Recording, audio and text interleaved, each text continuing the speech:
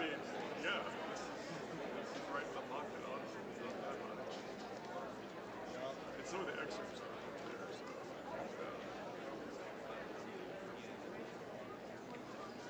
There's a high beam. Yeah, the frog. Like I said, man, the talk was sounding real good today, for whatever reason.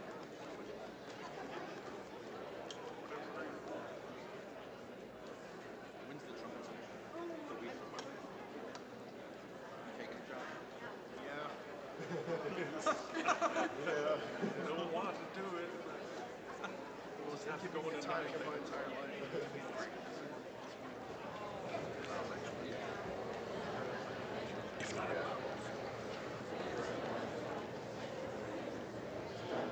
Ladies and gentlemen, for those who are able, we invite you to please rise and remain standing as we begin the ceremony.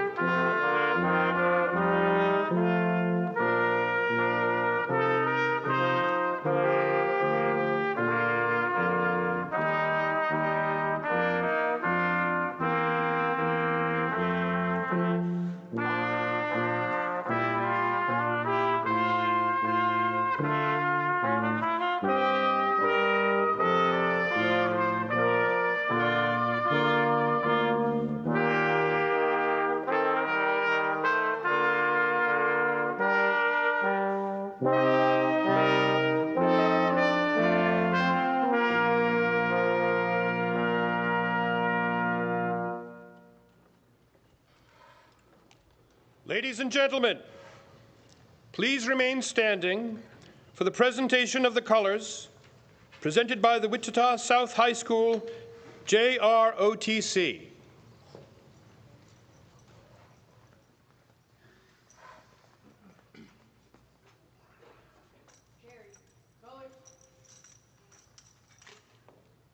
Forward, march.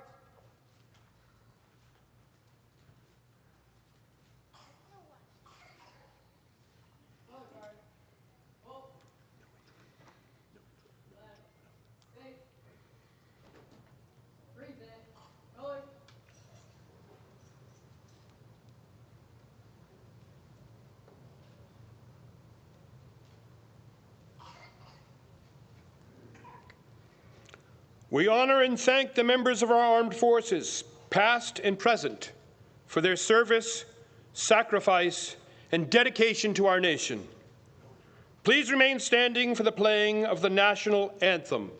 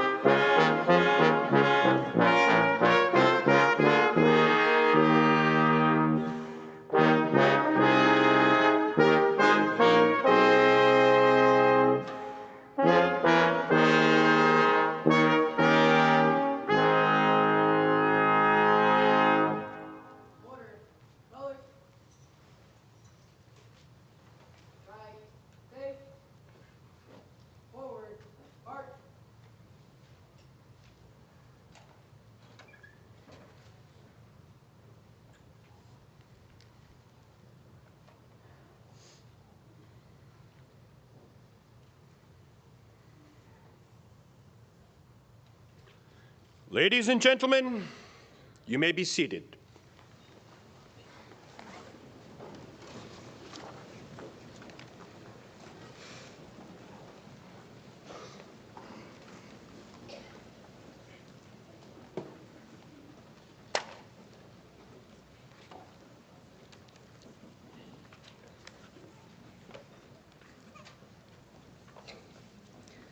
Four years ago, each of you gathered here brought to life a dream, the creation of a Center for Osteopathic Medical Education in Wichita, Kansas.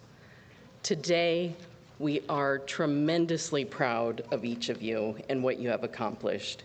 You have studied, you have lost sleep, and you have grown. And we are confident that you will continue to learn and grow through the demanding training that lies ahead in residency. It is also important to recognize that this journey was made possible through the gifts of community.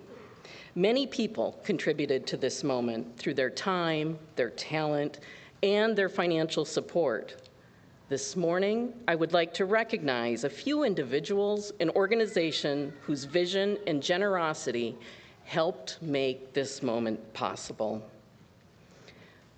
Long before a medical school existed in downtown Wichita, Suda Tokala envisioned a revitalized historic core where education and community could thrive together, and her early partnership with the Riverside Health Foundation helped turn a bold idea of osteopathic medical school into a reality. She remains today a committed supporter of the mission, and for her vision, civic investment, and enduring support of future osteopathic physicians, we are deeply grateful. Suda, would you wave?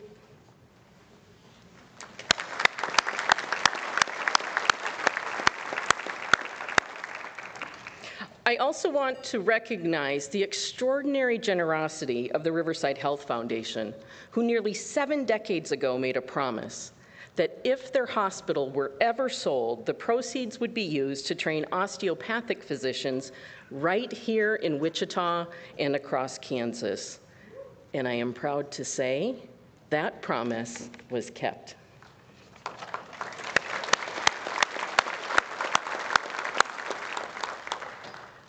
Through their unprecedented generosity, our graduates are fulfilling the very purpose for which that foundation exists, and we are so very grateful.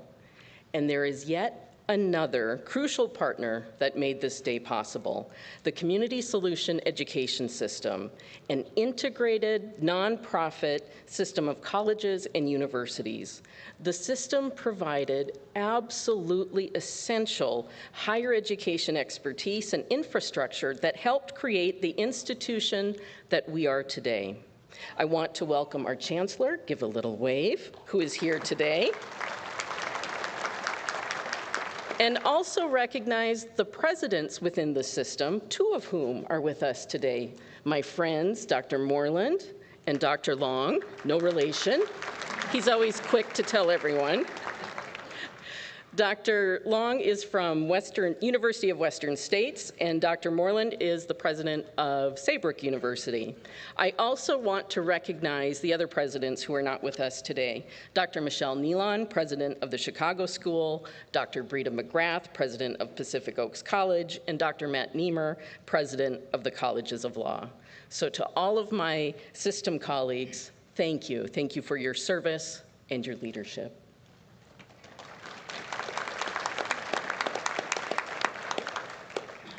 There was also another extraordinary investment that created this institution, and that was made by the Chicago School. Under the visionary leadership of President Nealon and Board Chair Joe Lang, the Chicago School dedicated resources earned through years of careful stewardship to establish the line of credit necessary to start Kansas Health Science University, and we are so grateful to them. Thank you.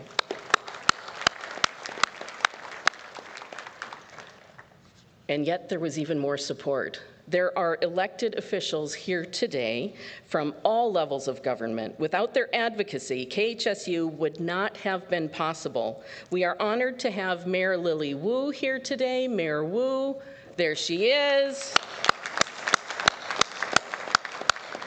Along with several other city, county, and state elected officials. Would you all rise so we can thank you?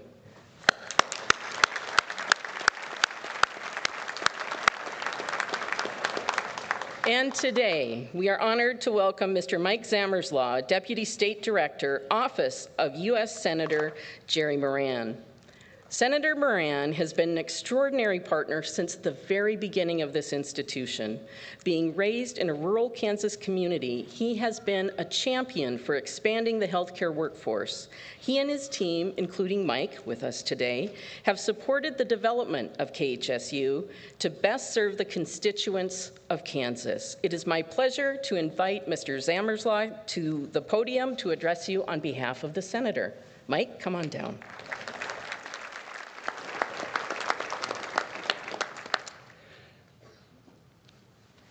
Excuse me, finding something really quick here. Dr. Long, thank you for that kind introduction, and I think it's a sign of the fact that we've had the opportunity to meet on a few different occasions across the street from our office in downtown Wichita that you've been practiced in getting my last name pronunciation right. So thank you. That's often something that doesn't happen. But to the graduates, congratulations and best wishes on behalf of Senator Moran. The Senator regrets that he's unable to be here today, but I am honored to be here on his behalf. And it reminds me, and he asked me to make sure to remind you that even though he couldn't be here today, he did have the honor and the pleasure of being here at the grand opening, which was hard to believe now, July 29, 2022. And now, nearly 4 years later, what you have accomplished as the inaugural graduating class of the Kansas Health Science University is something truly special. And the foundation that you have set and the standard that you have set for all classes going forward is something that you'll be able to carry into your career, and it's something that succeeding classes will no doubt have to work very hard to live up to. When the senator was at that grand opening, and as Dr. Long alluded, this has been a long, long process to get to the day of opening the Kansas Health Science University and the Osteopathic Hospital, and now, of course, to get to the day of all of you enjoying this special occasion, being the first graduating class. And when the senator was at that occasion 4 years ago, certainly, like all of you and the many community leaders here and healthcare, higher education professionals saw the potential for what this university could be. And today is the first step in fulfilling that potential. And I know he was honored when he was a part of that occasion nearly 4 years ago. He saw that potential. And as a member of the Senate Appropriations Committee, I know we had a conversation shortly thereafter where he said, I want to be a part of this. This is something our federal government needs to support. We need more qualified healthcare professionals, and he was honored in the fiscal year 2023 appropriations bill to be able to direct nearly $1 million to KHSU for purchase of equipment for a state-of-the-art integrated anatomy program. And so while others have played a much larger role in the development of this university, he's honored to play a small role. And I would just conclude by noting that certainly the mission that all of you have is something very special and very near and dear to Senator Moran's heart. He grew up in a small town north of Hays, Kansas, called Plainville. And so part of your mission and part of what makes all of you so unique at KHSU, in addition to being trained in the highest way possible to go out and provide quality health care service, you also have a specific mission set that you provide service to underserved populations and those in special need. And so I know through your rotations, you've had the opportunity, certainly in the urban core of Wichita, whether it's at a healthcare clinic to serve underserved and special populations. You've been out to rural Kansas, certainly near and dear to Senator Moran's heart, as that's the part of the world he grew up in, and certainly also to have the opportunity to serve special populations like our veterans through rotations at the Dole VA. And so he recognizes that your purpose, how you've been trained, and how your mindset has developed beyond your professional medical skills is something that will carry you forward in your career. And he appreciates that, and he thanks you for that.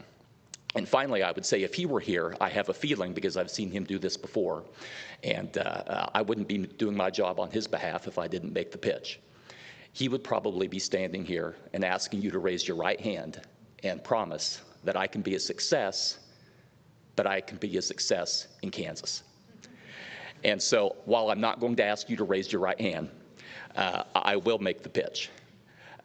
We hope you have found during your time in Wichita, and though many of you are not native Kansans, some of you are, we hope you found that this city, the great city of Wichita, our largest city in the state, Sedgwick County, and the state of Kansas at large, we hope you found during your time here that it's a special place, that we value, we respect, we honor, and frankly, we need our healthcare professionals.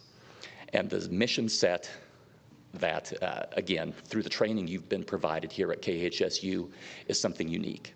And we hope you'll consider making Wichita, making Sedgwick County, making Kansas your home.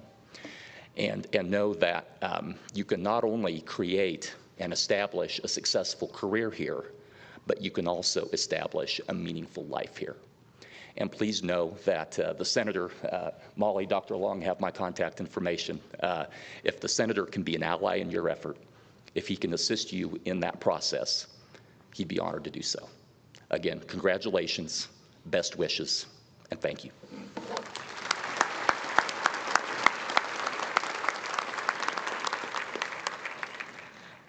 You know, Mike, in a few minutes, maybe a few more than you might hope, all of these students will be raising the right hand to take an oath, and I would argue they've already demonstrated success in Kansas. So perhaps you can carry that back to the Senator.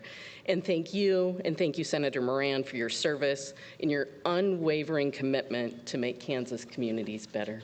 Thank you. You know, a few months ago, I was visiting with my colleague down there on the left side, Dr. Moreland, and I said kind of flippantly, you know, it isn't just the students who will be graduating in May. But as soon as I put that in our little Teams chat, I was like, oh my, that's true. It was the truth. These students, faculty, staff, and leaders gathered here today took a risk on one another. We learned together, we made a lot of mistakes together, we corrected course, and we grew together. So to our graduates, we are so very proud, and we congratulate you. To everyone gathered here today in support, I hope you too are also proud of what has been accomplished, and I assure you, there is very much more to come. At this time, I would like to invite forward our Chairman of the Board of Trustees, Dr. Vadim Levitin, to reflect on this incredible journey with all of you.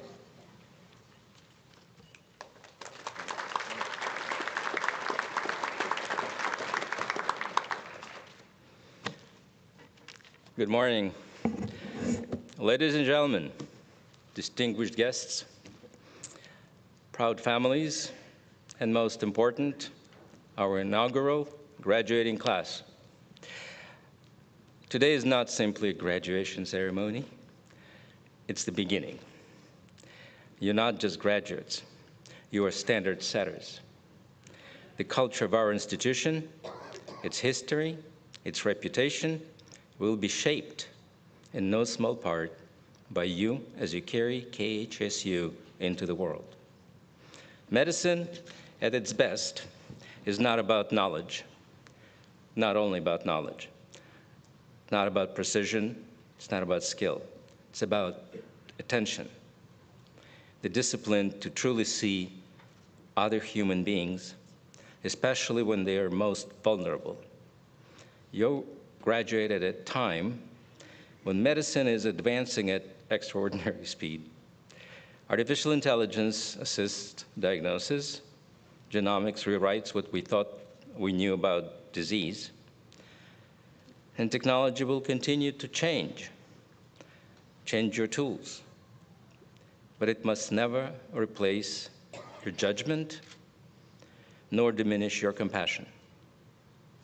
If anything, the more powerful your tools become, the more essential your humanity will be. You may not remember every detail you've learned here, but if you keep your curiosity and your commitment to medicine, you will be a better physician. Your patients will not remember the exact treatment plan, but they will always remember how you made them feel. Respect, clarity, and honesty are not soft skills. They are clinical tools of the highest order. You will make mistakes. Every physician does. What will define you is not the absence of errors, but your integrity in confronting them, learning from them, and ensuring they make you better, not bitter. You must always guard your sense of purpose. Medicine will demand much from you. Time, energy, even big pieces of your personal life. However, if you remain anchored in why you choose this path, medicine will return meaning and significance in a way that few professions offer. You're entering a powerful profession. On any given day, you may relieve pain, extend life, or simply provide comfort when neither of those is possible. Do not underestimate the value of that last one. Sometimes being present is the most powerful intervention you have. As our first graduating class, you carry a unique distinction. Years from now, when this medical school is renowned, when generations of physicians follow in your steps, your names will still be spoken as the first. Make that legacy worthy, not through perfection, but through character.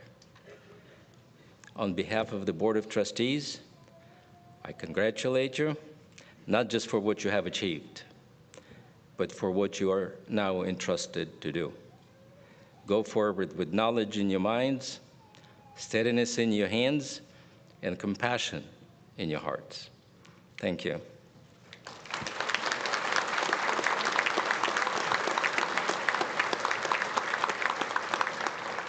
And now it's my pleasure to introduce Chancellor of Community Solutions Education System, Dr. Michael Horowitz.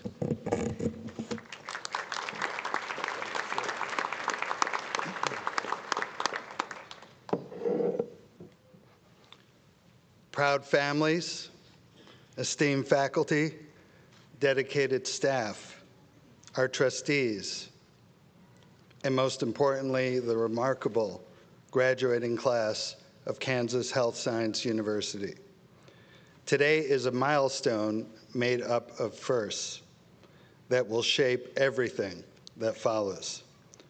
You're the first ever graduating class of Kansas Health Science University, the first to receive these diplomas, the first to carry the mission into the world. And that matters because institutions like this don't just appear, they are built.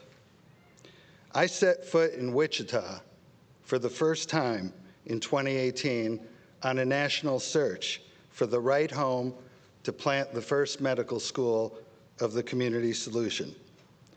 We weren't looking for a location, we were looking for a community.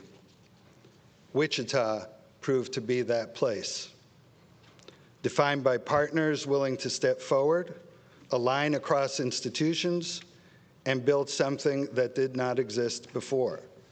This institution is the result of that choice.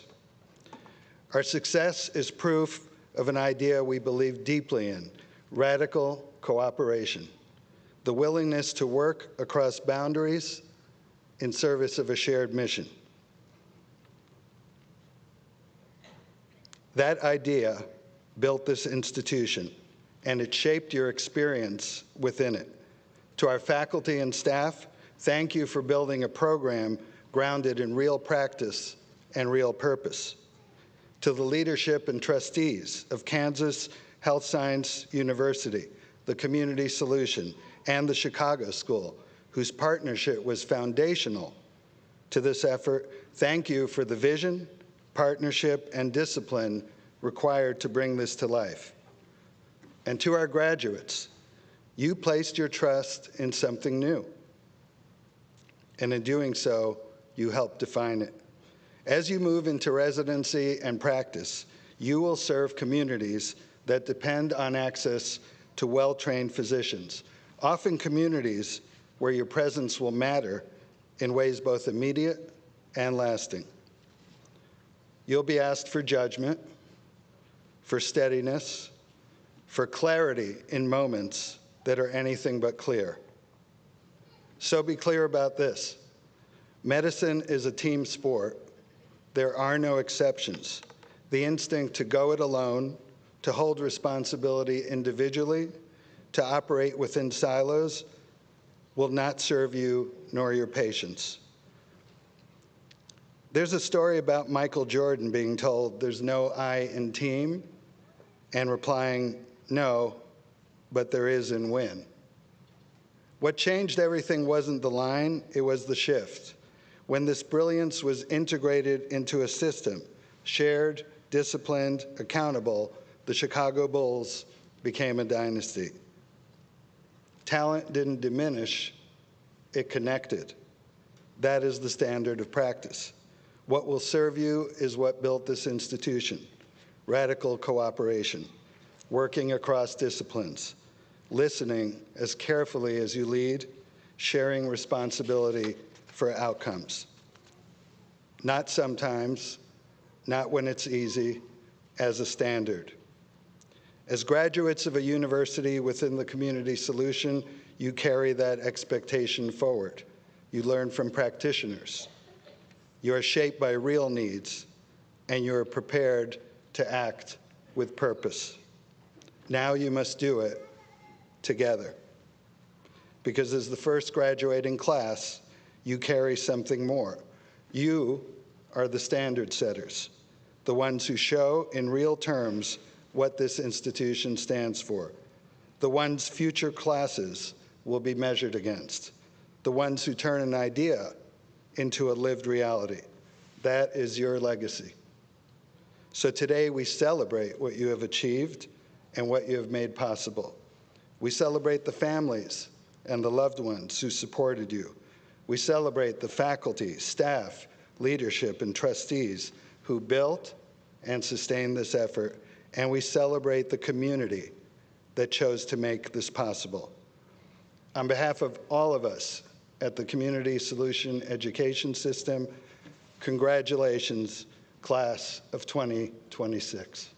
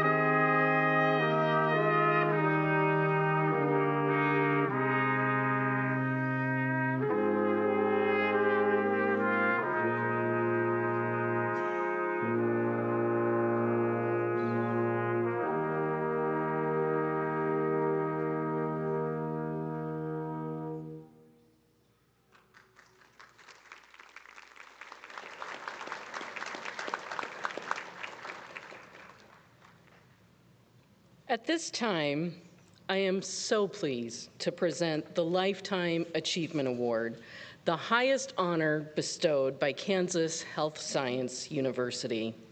This award recognizes individuals whose extraordinary vision, leadership, and service have profoundly shaped healthcare, medical education, and the mission of this institution. Today, we are honored to recognize a man whose legacy is woven into the very foundation of this university and whose impact will be felt for generations to come. Mr. Robert Dixon has come forward. Mr. Dixon's life and career reflect a profound commitment to service, leadership, and the advancement of healthcare. After serving with distinction in the United States Air Force, he devoted his professional life to healthcare administration, beginning at Riverside Hospital in Wichita and ultimately serving as President and Chief Executive Officer of the Riverside Health System. A nationally respected leader and advocate for rural and underserved health care, Mr. Dixon understood the vital importance of osteopathic medical education. Through visionary leadership and extraordinary generosity, he helped create training opportunities for osteopathic students and established the Riverside Hospital Foundation, laying the financial foundation that made possible the creation of this university. Every physician educated here today benefits directly from Mr. Dixon's foresight, philanthropy, and lifelong dedication to osteopathic medicine. His legacy is one of compassion, community engagement, and unwavering service. In deepest gratitude for his many contributions, the Board of Trustees hereby confers upon Robert Dixon the Lifetime Achievement Award, given in recognition of his visionary leadership in healthcare administration, his transformative generosity, and his lifelong commitment to community service, and his embodiment of the values and principles that the Kansas Health Science University holds dear. Here to present the Lifetime Achievement Award is Trustee Ronnie Troy.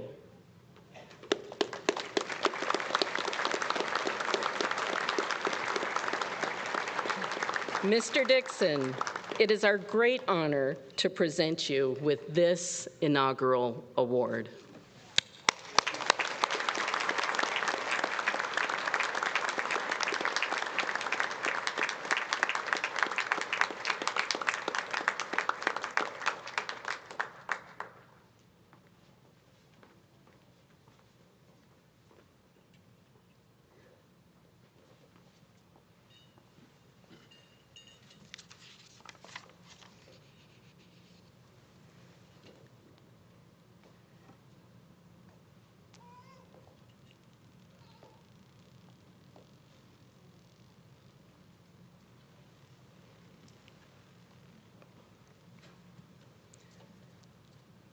I'm very pleased to introduce you to today's keynote speaker.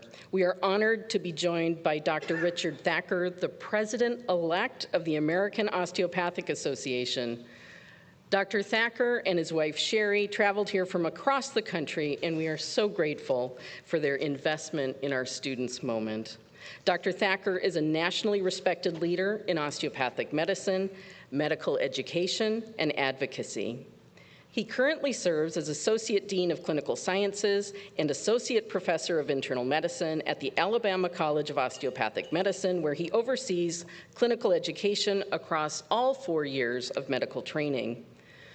Over the course of more than 3 decades, Dr. Thacker has served patients, trained future physicians, and led with distinction.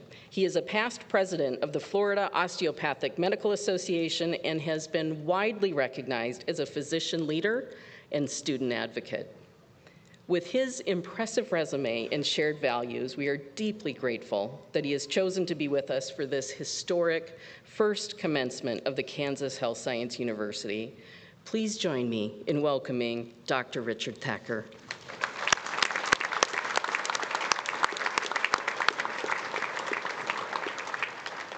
Thank you, President Long, and thank you to all that are here. And this is absolutely such a momentous occasion. I mean, just take it in, breathe it in. This is not a common event, maybe even a rare event. I mean, has anybody else, except maybe a couple of folks up here, been to a medical school graduation before, right? It's the first time for, I think, all of you guys, right? And that's fantastic. You'll never pass this way again, so enjoy it. And what I like to say is if you're not having fun along the way, maybe you're not doing it right. So keep that in mind.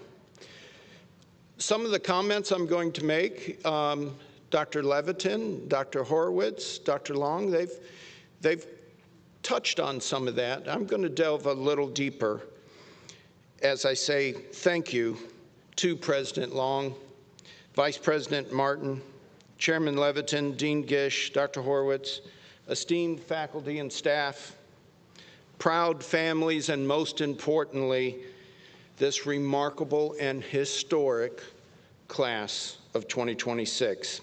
Now, it's truly a privilege to be with you today celebrating this moment that represents years of sacrifice and resilience and discipline and unwavering commitment. You've earned your place here, and today we honor that achievement. On behalf of the American Osteopathic Association and with sincere congratulations from our leadership, we recognize not only your success, but the promise you carry forward. Your residency placements, your academic accomplishments, your service to this community, and your personal perseverance reflect both your individual excellence and the strength of this college and university. You're the first graduating class and the beginning of a legacy. Today, you officially join a proud and growing community of osteopathic physicians within the House of Medicine. I'm personally so thrilled for all of you. I remember sitting here so many odd years ago, I will not reveal. But this profession has provided me with boundless opportunities and has so much more to give to you. There's never been a more meaningful time to become a doctor of osteopathic medicine. You're entering a profession that's expanding rapidly, one rooted in purpose and increasingly recognized for its impact. Today, osteopathic physicians and students represent more than 207,000 in our profession nationwide, and over a quarter of graduating U.S. medical students are now DOs. That's not just growth, that's momentum. And with that momentum comes influence. DOs are serving in some of the most respected and critical roles in modern medicine today, caring for national leaders, such as our current president and the president before him and the same guy before him. We're advancing space medicine at NASA. We're leading our nation's armed services and guiding major health systems. But what truly distinguishes osteopathic physicians is not just where we serve, it's how we serve. From your earliest days in medical school, you were trained not only to diagnose and treat, but to listen, to connect, and to understand your patients. You were taught that the human body is not a collection of systems, but a unified whole, body, mind, and spirit. You learned that healing requires both knowledge and compassion, both science and humanity. This training exhibits your DO distinctiveness, and patients feel it. They feel it in the time you take, in the way you listen. They feel it in your hands and in your words and in your presence. You've already seen the difference this approach makes. Research continues to affirm what you've experienced firsthand, that osteopathic care can lead to improved outcomes, greater patient satisfaction, and more efficient care. But beyond the data, it's the human impact that matters most. As you move forward into residency and beyond, I want to offer you a framework, a guiding principle for your journey ahead, a simple word that carries profound meaning, and that word is inspired. And I want you to think and bear with me on the letters here. Each letter of this word inspired represents a value that will shape not only the kind of physician you become, but the kind of leader you will be. And we'll start with IN. Now, I realize that that's two letters. Okay, I got that. if anything, that proves to you this is not an AI speech, because AI can't think like that. It would, like, the computer would shut down. Okay, so there's two letters. And it's really a most fitting place to start, and IN stands for integrity. Integrity is the foundation of trust. It is doing what is right even when no one is watching. In medicine, your integrity will define your relationships with patients, colleagues, and communities. It will guide your decisions in moments of uncertainty and anchor you when the path forward is unclear. Integrity is predicated on truth and fairness, dependability, honesty, and dedication to your craft. In clinical practice, it necessitates a search for the best options and treatment plans for your patients while upholding the principles expected of you as an osteopathic physician and surgeon.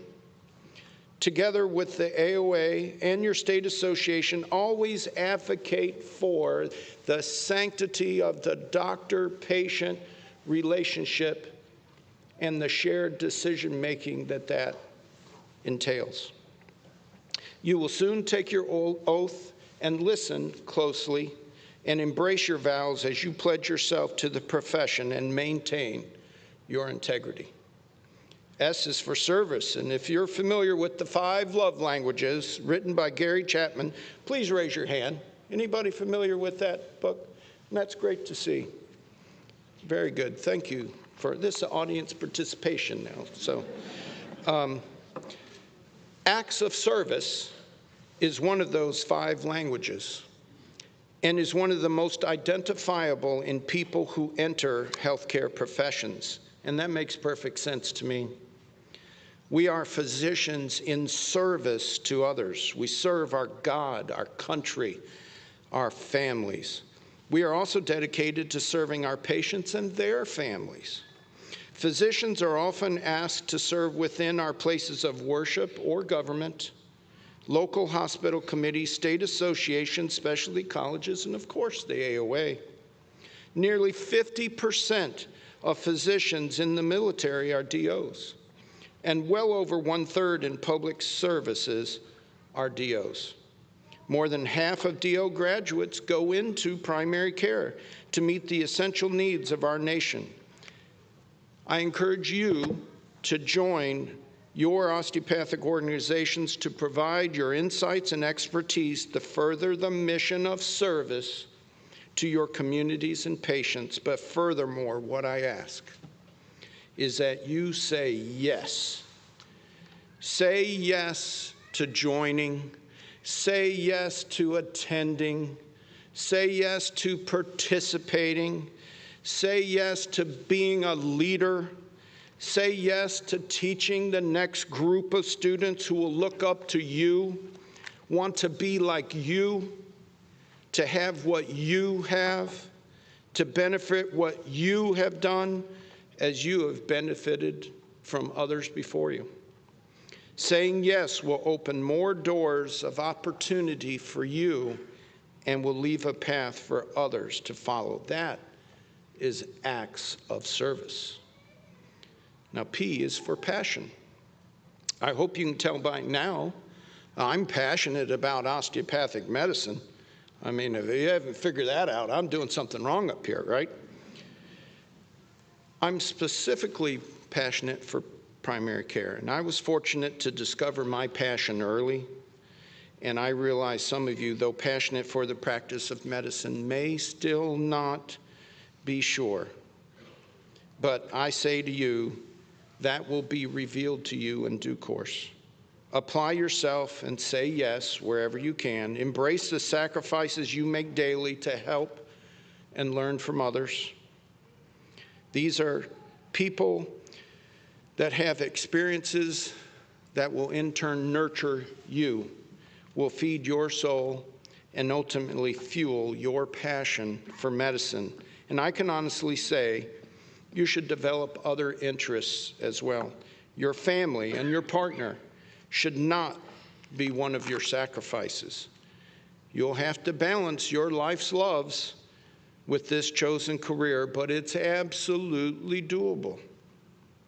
There will be long days and difficult moments ahead. Passion is what will sustain you. It is what brought you here, and it is what will carry you forward. Hold on to it. Let it remind you of why you chose this path in the first place. Now, the next I in inspired is for innovation. Healthcare is evolving rapidly. Technology, treatments, and systems will continue to change. Constant change in healthcare is not new, but innovation in AI bring the newest tools, and it's about new ways of thinking. As DOs, your holistic perspective uniquely positions you to lead that change, to challenge outdated models, and to create more effective, compassionate systems of care. We may need to be creative to get and to keep what we want. To consider other options and possibilities is to innovate. In healthcare, we hope all ideas ultimately serve a noble purpose, and not everything will succeed, but the willingness to try and the energy to sustain an idea is what drives innovation. The R is for respect, and respect is fundamental to your patients, your colleagues, and yourself. It means honoring diverse perspectives, cultures, and experiences. It means recognizing the dignity in every individual you encounter, and it means fostering collaboration in a profession that depends on teamwork. We must respect and protect our own health so we can continue the lifelong practice of medicine. We should strive to be known as physicians who are kind, professional, thorough, and who listen to their patients and staff. This conveys respect and will be reflected back to you. The title of doctor alone is not enough to command and maintain respect in our society. You have certainly earned your degree, a wonderful accomplishment, but you must re-earn respect every day through your actions and interactions. The E is for excellence. And Aristotle said, we are what we repeatedly do. Excellence, then, is not an act, but a habit. So aim high, challenge yourself, practice lifelong learning, and practice becoming better at your craft. Reflect on your practice, keep doing what works, and adjust what can improve. Take advantage of continuing medical education and pursue additional certifications when possible, especially through the AOA. Become a preceptor, because to teach is to learn twice. Students want and need mentors, so become one. It will develop your excellence and further promote our profession. And excellence is not a destination, it's a continuous pursuit. It is the commitment to grow, learn, and improve every day. Whether through clinical practice, research, or leadership, strive to be more excellent tomorrow than you are today. And finally, D is for distinctiveness. Osteopathic medicine, if anything, is distinctive. From day one, your education instilled the tenets of this profession. The person is a unit of body, mind, and spirit. Number 2, the body is capable of self-regulation, self-healing, and health maintenance. 3 is structure and function are reciprocally interrelated. And 4 is our rational treatment is based on this understanding. Holistic care is not a copyrighted term used only by DOs, though we must personally embody it with each patient encounter. We may not always have the opportunity to apply hands-on techniques, but remain vigilant for those moments. Your patients will thank you Many will seek you out simply because you are a DO and not just for manipulation, but because you listen and engage and connect. A thorough history and physical exam are the mark of a great physician, and that training is what KCOM has provided you. A DO's philosophy and approach are expressions of a deep understanding of health and healing. Embrace the difference, as it is our greatest strength. If you allow those principles to guide you, if you remain grounded in your purpose, you will not lose your way, no matter how complex the road ahead may become. So in closing, let me say, there will be challenges, there will be moments of doubt, but remember this: you've already demonstrated extraordinary resilience. You have navigated rigorous training, adapted to uncertainty, and persevered through demanding circumstances. You will not walk this path alone. The American Osteopathic Association, this university, and KCOM stand beside you as your advocate, your resource, and your professional home. We are all committed to supporting your growth, amplifying your voice, and ensuring that the contributions of osteopathic physicians are recognized and valued at every level of healthcare. My own journey has been profoundly enriched by involvement in the osteopathic profession, the mentorship, such as from Dr. Ronnie Martin. I'm surprised they sat us together, by the way. They usually has to separate us, but we held it together and didn't talk through most of this. But it is that collaboration and the shared purposes that have been invaluable. Behind every graduate is a network of support: family, friends, mentors, teachers, and fellow students, people who believed in you, encouraged you, stood by you through every challenge. And so look around. They're sitting in this room. They're close by. You can reach them. Now, when I look out, I see leaders of the future. I see innovators for the future. And I see healers for our future.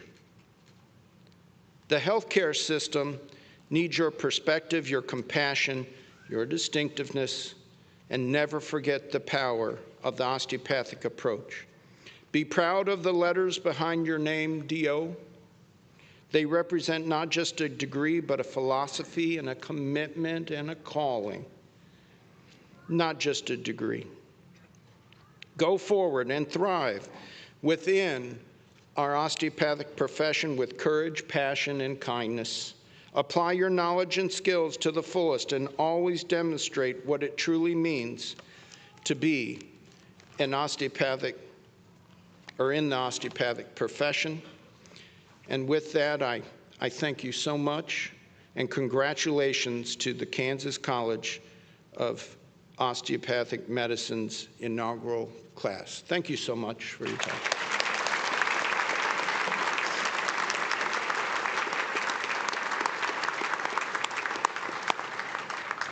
Well, thank you, Dr. Thacker. We look forward to continuing our relationship with the AOA under your leadership.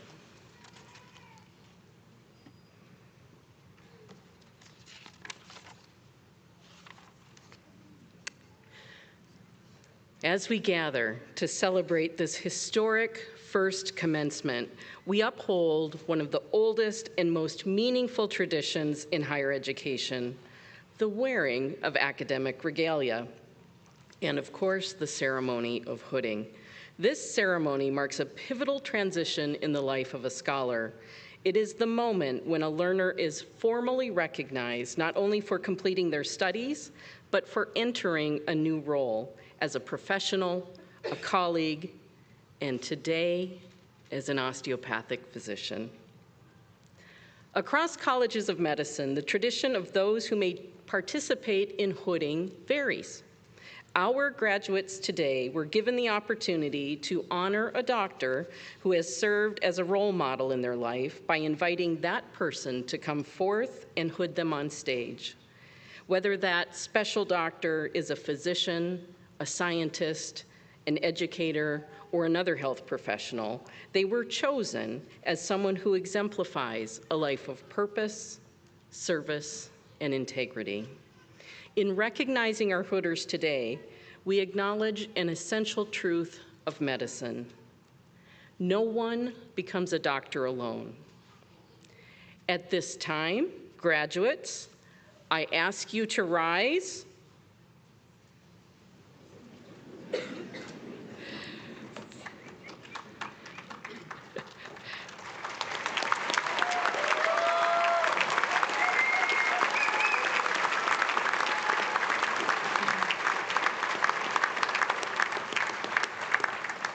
And you're going to stay standing. At this time, Dean Gish and Chair Leviton, I invite you to the podium.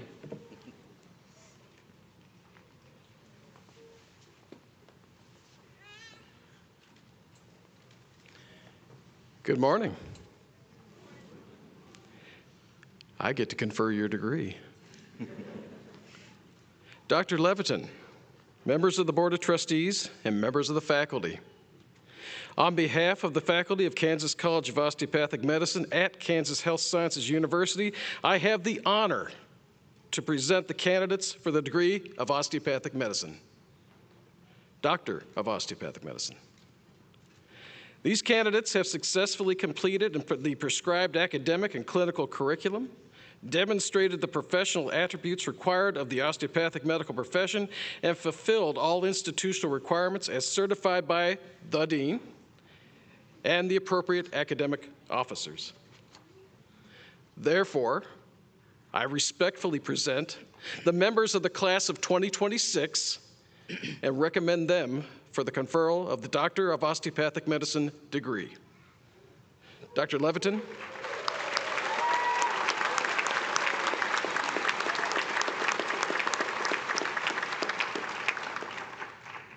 Dr. Leviton, I present these candidates for your approval.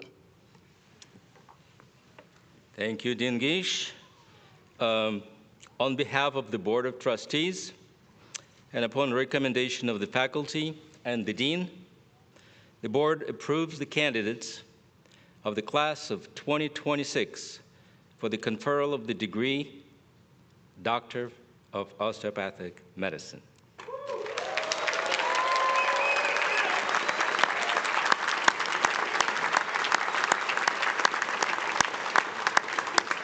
By this action, the Board authorizes Kansas Health Science University to confer the degree upon each qualified member of the class of 2026. Graduates, you may be seated.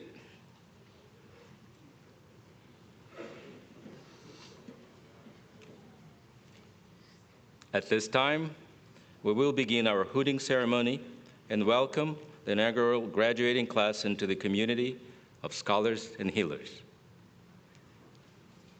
Graduates and hooders are asked to please follow the directions of the marshals, who will guide you to the appropriate location at the appropriate time. To ensure the safety and dignity of the ceremony, members of the audience are asked to remain seated throughout the hooding. Please do not move into the aisles or gather in front of the stage. We are pleased to have professional photographers here today who will be working to capture these meaningful moments on your behalf. We know this is a day of great joy and pride, and we warmly welcome your celebration of your graduate. We also invite all guests to join in celebrating each member of the graduating class as they cross the stage. Thank you for helping us honor every graduate with respect, enthusiasm, and care this milestone deserves.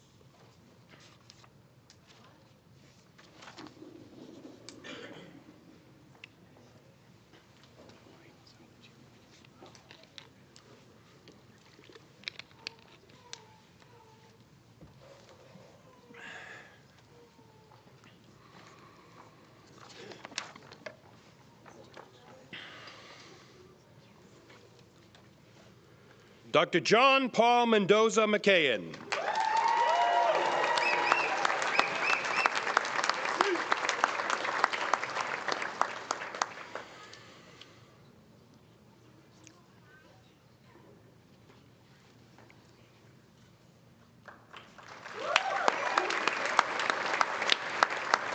Dr. Sean Patrick Smith Cassidy.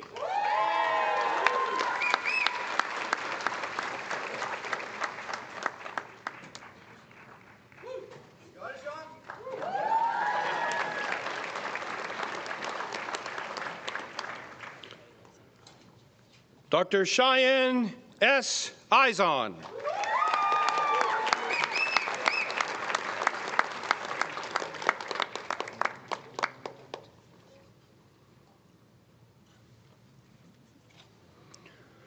Dr. Jackson Patrick Mooney.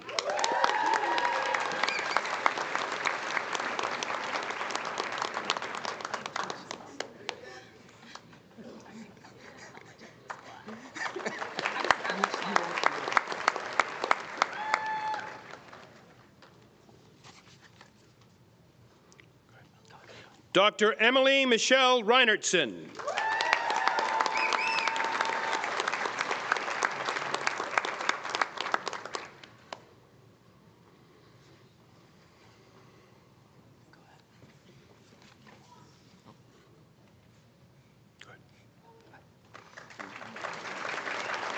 Dr. Akira Jonathan Shinomaya.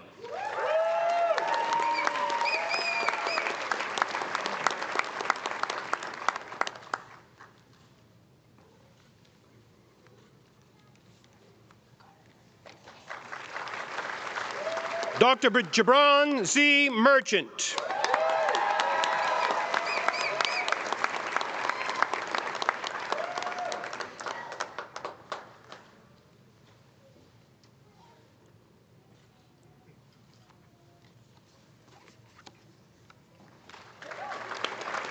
Dr. Nathan B. Osterman.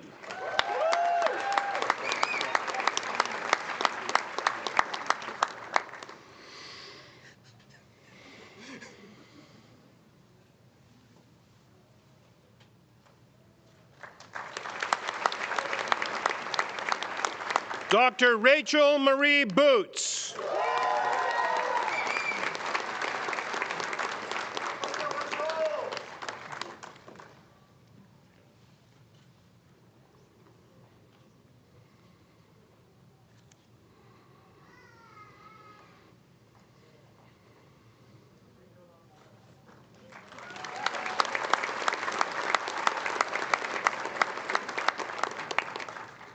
Dr. Chase Patrick Hearn.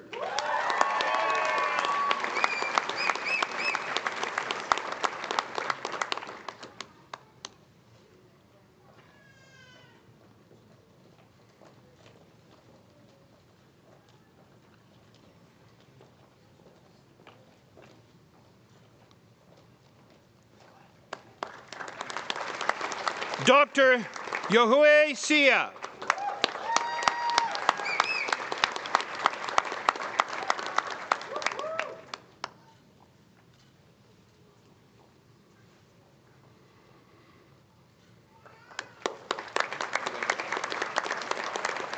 Dr. Kendall Ann Wertinen.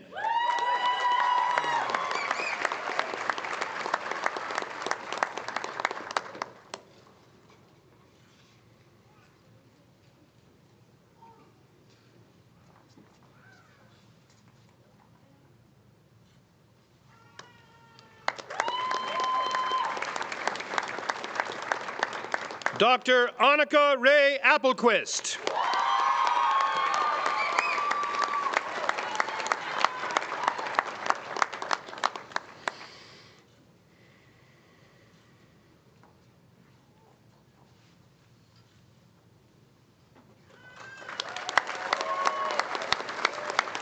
Dr. Wyatt Joseph Bollinger.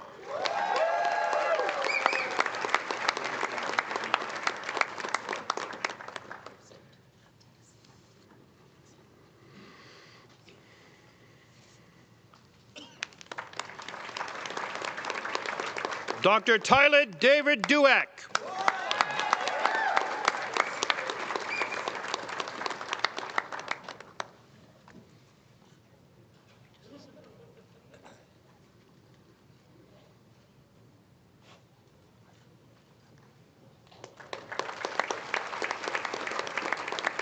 Dr. Andrew R. Galarza.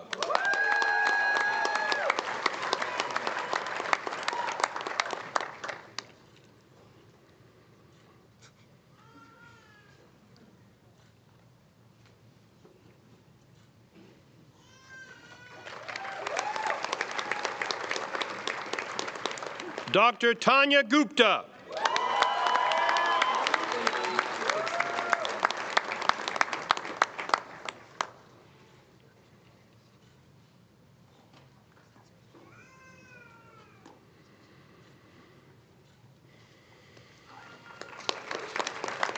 Dr. Kara Jane Hoffrichter.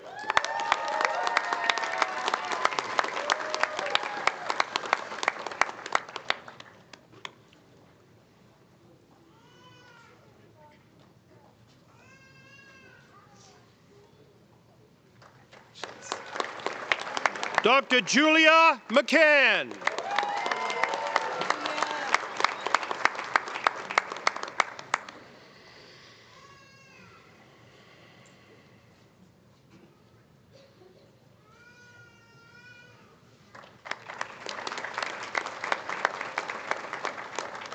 Dr. Justin D. Walker.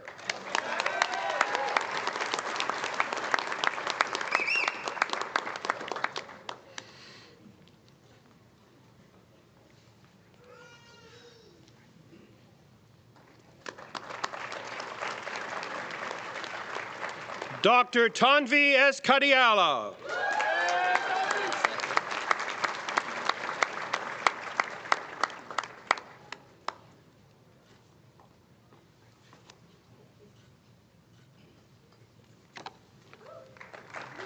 Dr. Brandon Ledford.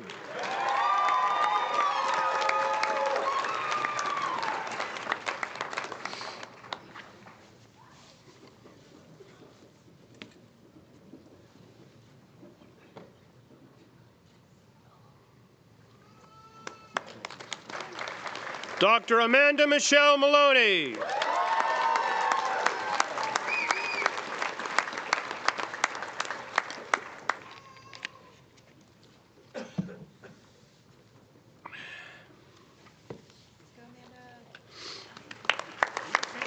Dr. Chase Michael McCullum.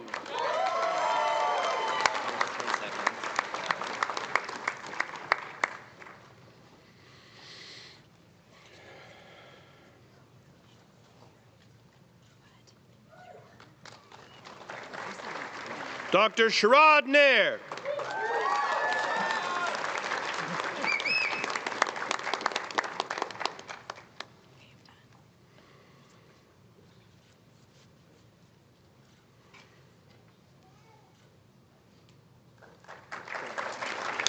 Dr. Adil Saeed.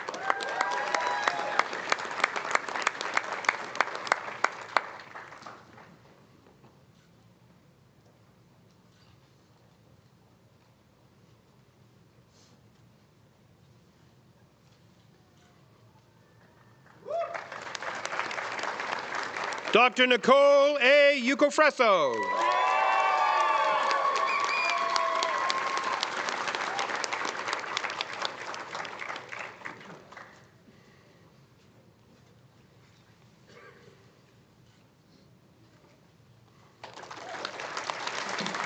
Dr. Urkvak Shavansa.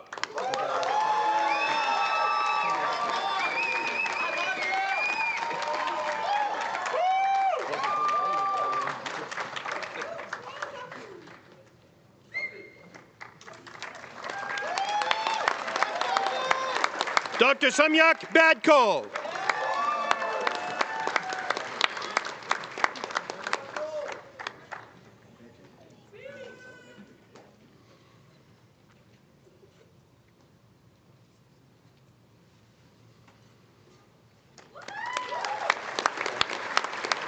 Dr. Samitha Reddy Boyapalli.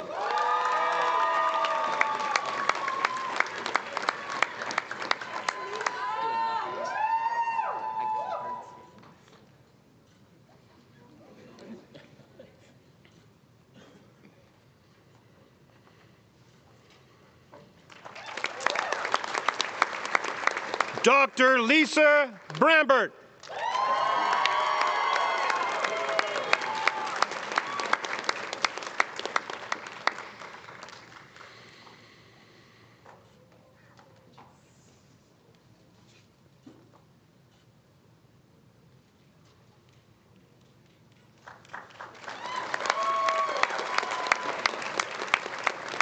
Dr. Jessica Christie Mitchell.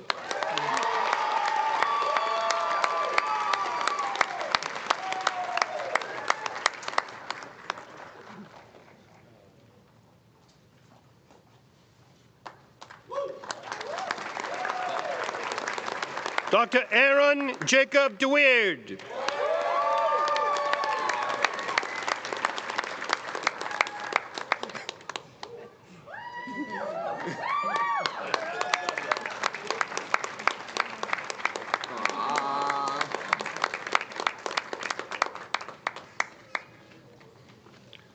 Dr. Hannah Grace Cruz Kolosinski.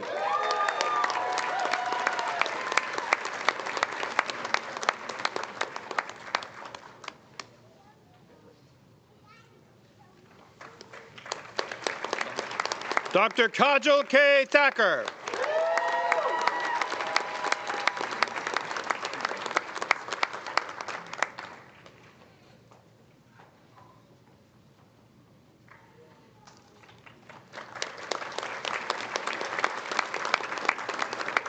Dr. Andrew Jerry Greenwood.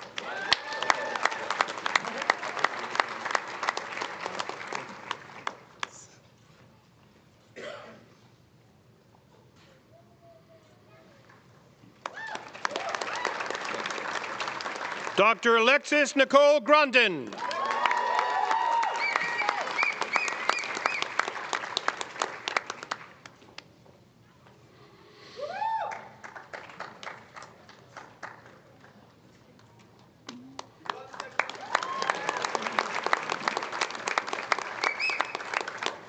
Dr. Ryan Patrick Ivey.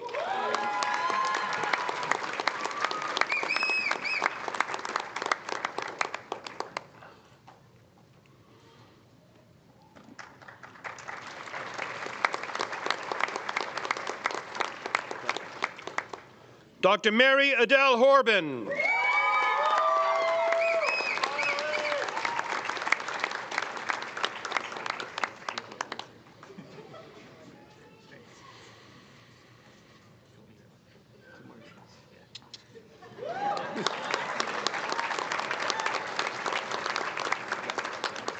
Dr. Hamza Jamil Iqbal.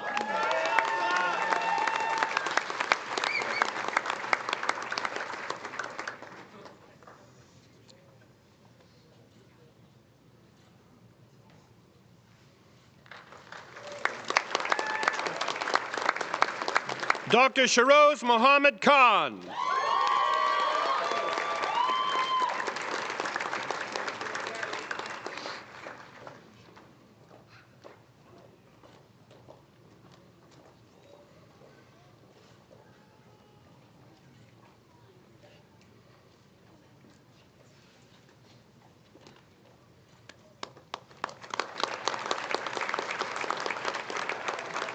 Dr. Peyton Lane Sobel Murphy.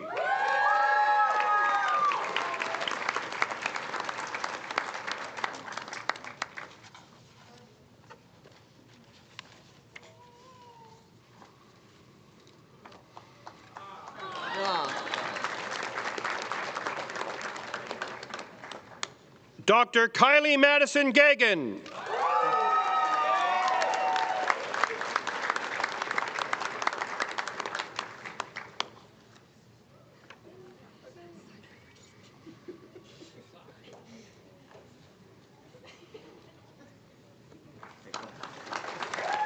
Dr. Kelsey Ann Schmittling.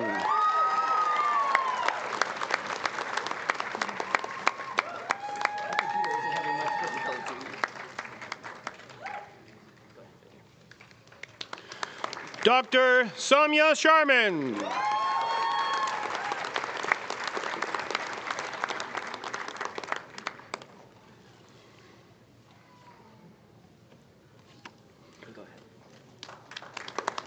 Dr. Kareem Nasser Kadir.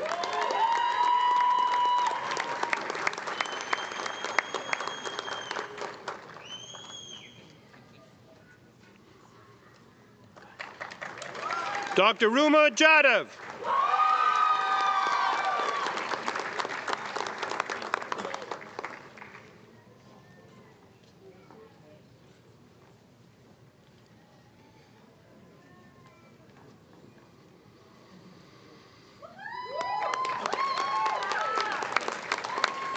Dr. Samantha Ray Kinsvater.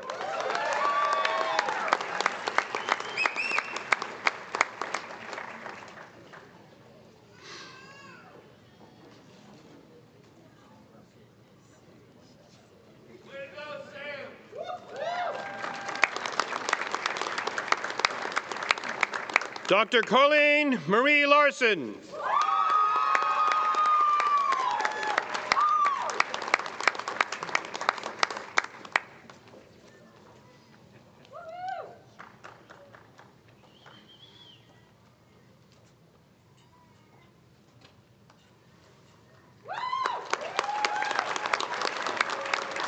Dr. Armar Musadak Mahdi.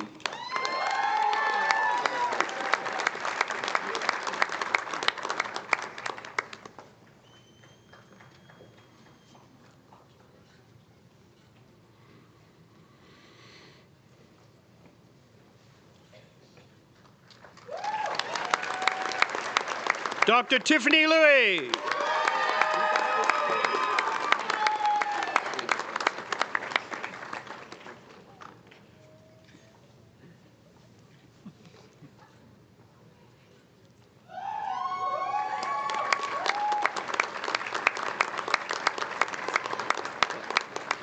Dr. Peyton Elizabeth Leiker.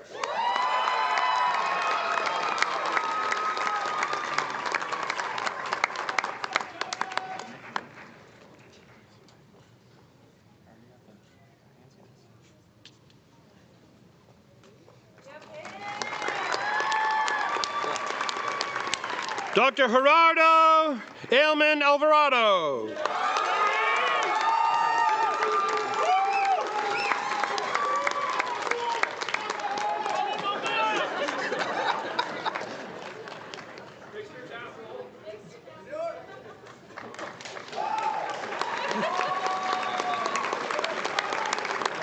Dr. Jacob Olenek.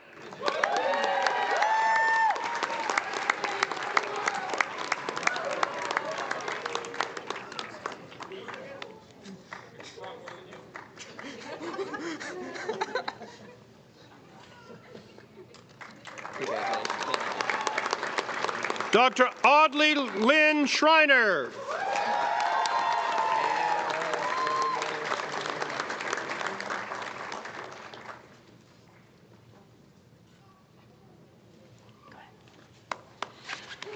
Dr. Janelle Lorraine DePriest.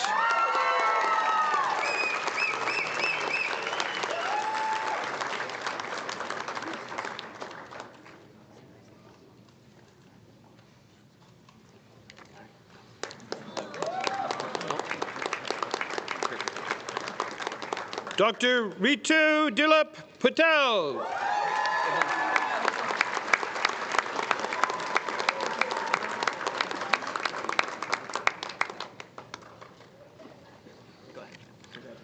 Dr. Briley May Yurkowski.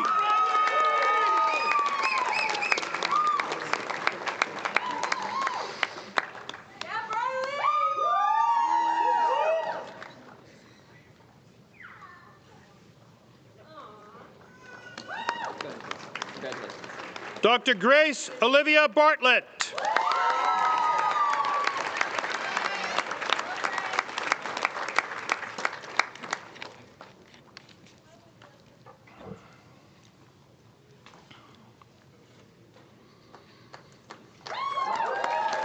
Dr. Marcela Trevino.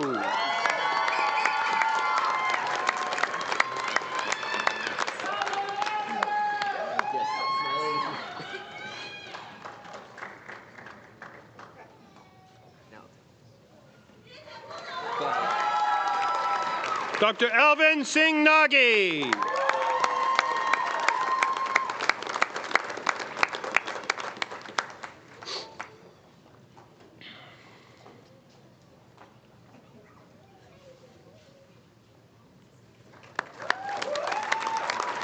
Dr. Andrew William Zeidler.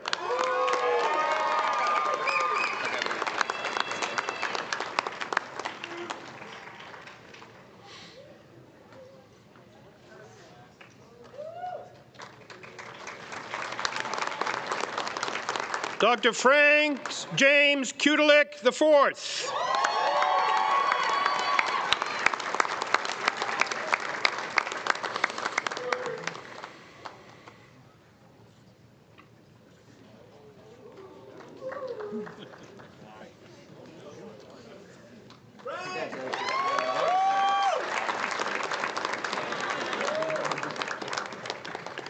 Dr. Tyler Donovan Wilson.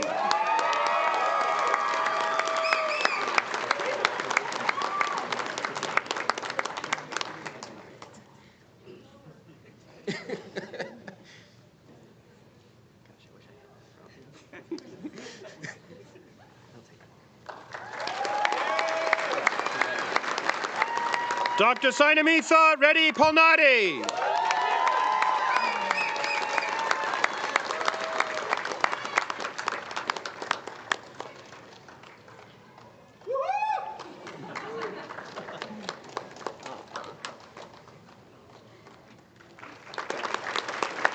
Dr. Shruti Petikar.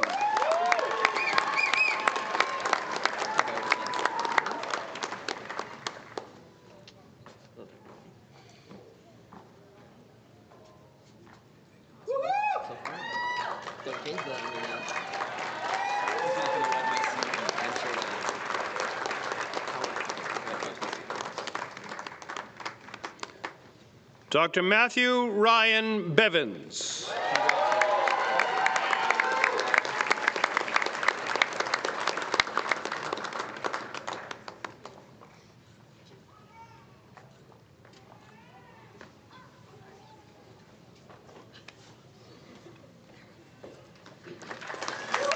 Dr. Mackenzie Ann Bevins.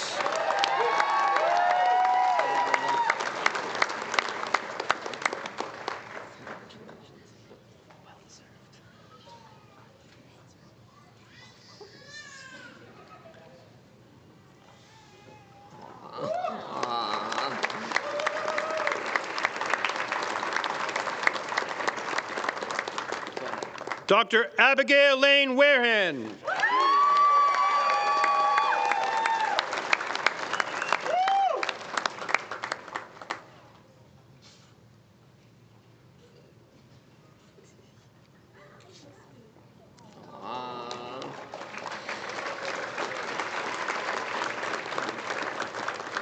Dr. Prasna Shah.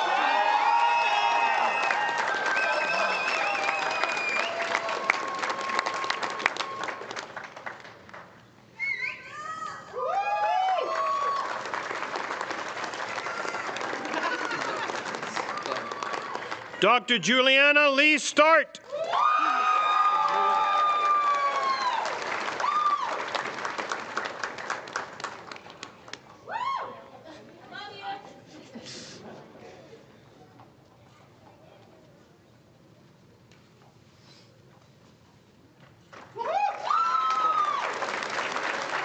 Dr. Dylan Parker Stauffer.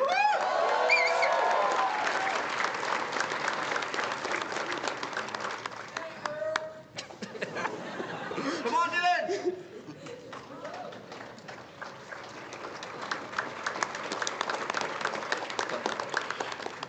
Dr. Rajendra Nadal.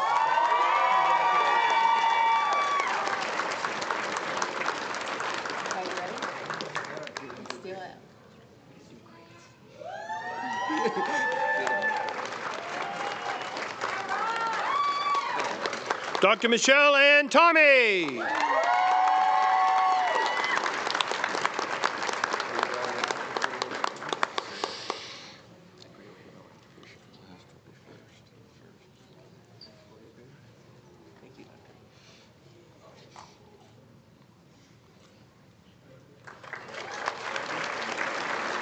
And Dr. Cameron David White.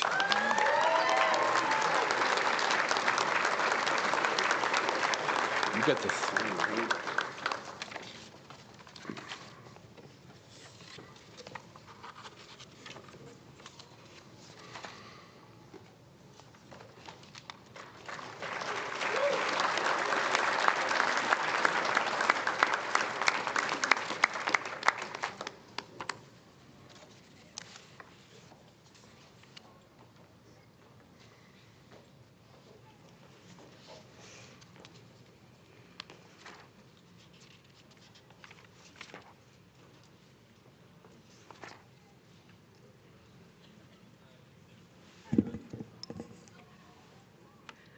There is a picture-taking process as they recess out, so I want to make sure that all of our graduates have returned to their seats.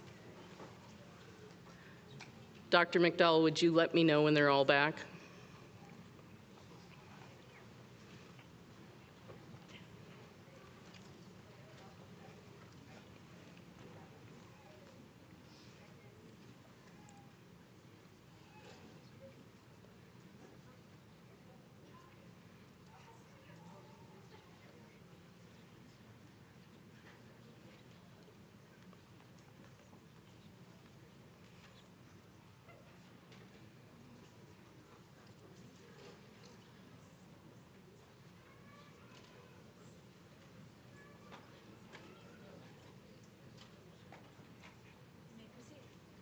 Thank you. It is now my honor to introduce Dr. Ronnie Martin, Vice President for Academic Affairs and Chief Academic Officer.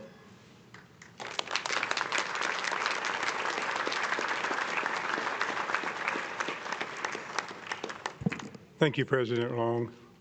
Good morning. It is a good morning, right? It got better just a few minutes ago. We now come to one of the most meaningful moments of today's ceremony, the administration of the Osteopathic Oath. The Osteopathic Oath was adopted by the profession in 1954, and it remains a lasting statement of the principles, responsibilities, and ethical commitments that define osteopathic medicine. The oath in its entirety can be found on the inside of the back cover of your program. As we administer the oath, I invite all osteopathic physicians in the audience to join us. Graduates and osteopathic physicians, please rise.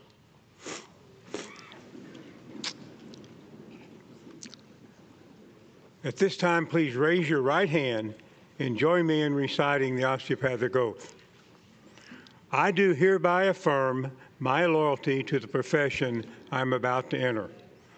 I will be mindful always of my great responsibility to preserve the health and the life of my patients, to retain their confidence and respect, both as a physician and a friend, who will guard their secrets with scrupulous honor and fidelity, to perform faithfully my professional duties, to employ only those recognized methods of treatment consistent with good judgment and with my skill and ability, keeping in mind always nature's laws and the body's inherent capacity for recovery.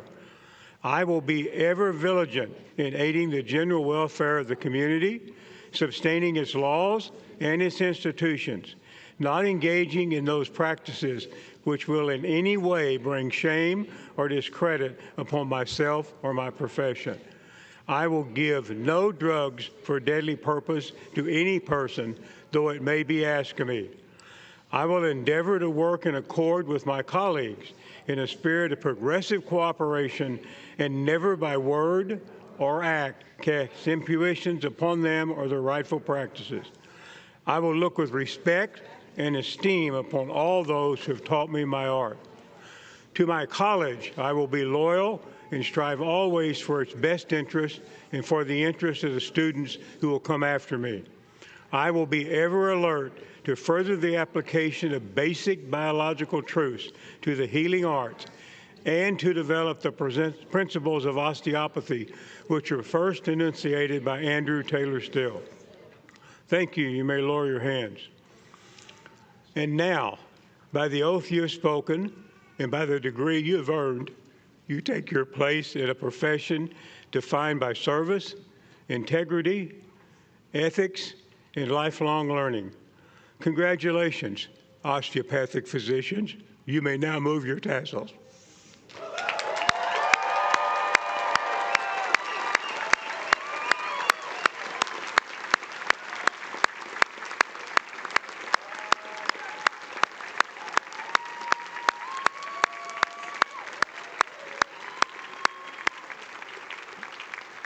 I'm very proud to be among the first to refer you by the title you've earned, and you will carry the rest of your life, not just a doctor, an osteopathic physician.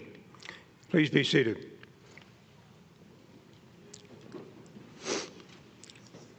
One of the greatest callings one can answer is that of the service of medicine, which all of you have, as we've witnessed here today. But there's an extraordinary group among you who has also graciously answered the call to serve our country as members of the United States military. Today, having received their degrees, 5 physicians were promoted to captain and lieutenant in their respective service. They will join the 36% of all military physicians who are osteopathic physicians this year. We are honored to be joined by 2 esteemed leaders of our armed forces. Colonel Joseph Wall is a commander of the 22nd Air Refueling Wing at McConnell Air Force Base, leading one of the Air Force's 3 core tanker wings. He commands more than 3,500 airmen and oversees a fleet that delivers global reach through air refueling and airlift operations in support of the U.S. and allied services worldwide. His career reflects a deep commitment to service, operational excellence, and the development of airmen. Lieutenant Colonel Michelle Adler's DO is a commander of the 22nd Operational Medical Readiness Squadron and Deputy Commander, 22nd Medical Group. A native Kansan and a graduate of Kansas City University College of Osteopathic Medicine, she specializes in internal medicine, pulmonology, and critical care medicine. Now stationed at McConnell Air Base, she leads a team of 220 members delivering medical care to more than 25,000 active duty service members, veterans, and their families. Today, these graduates are being promoted by leaders who understand both the responsibility of command and the significance of this milestone. Ladies and gentlemen, please welcome Colonel Joseph D. Wall.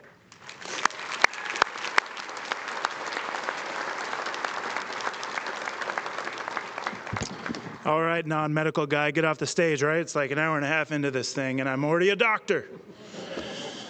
I am honored and humbled to be here. I address distinguished guests, faculty, most importantly, the graduating class of 2026. However, I had families in there kind of at the beginning of acknowledgement, but we've been clapping for you guys all morning. We've been clapping for the faculty. We've been acknowledging all these folks, but I need you guys to negotiate around your phenomenally large diplomas, and you guys, I think, probably want to acknowledge somebody in the crowd by a round of applause. Please clap for your families and the people that were there for you through this whole thing. There you go. Clap it up.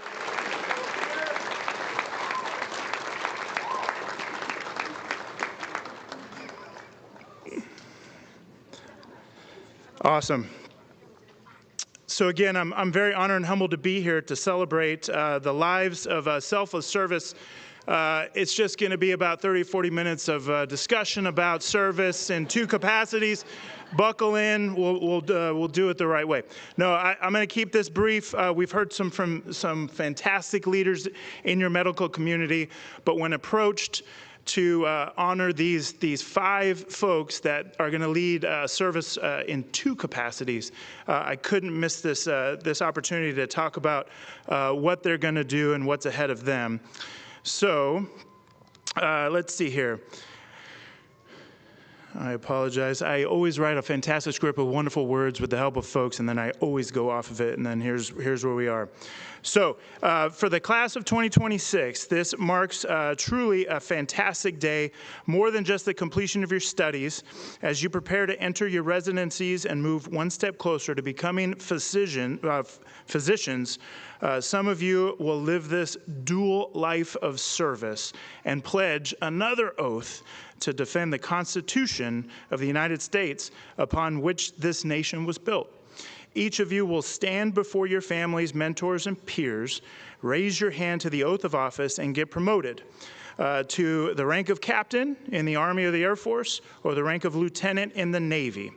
This will mark your transition from student officer to physician leader.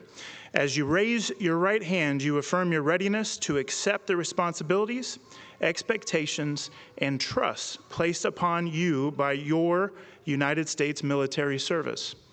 You have already demonstrated the qualities that brought you to this moment: years of rigorous study, sleepless nights, clinical rotations, and the relentless pursuit of excellence. These things have all shaped you to be the officers worthy of this promotion today.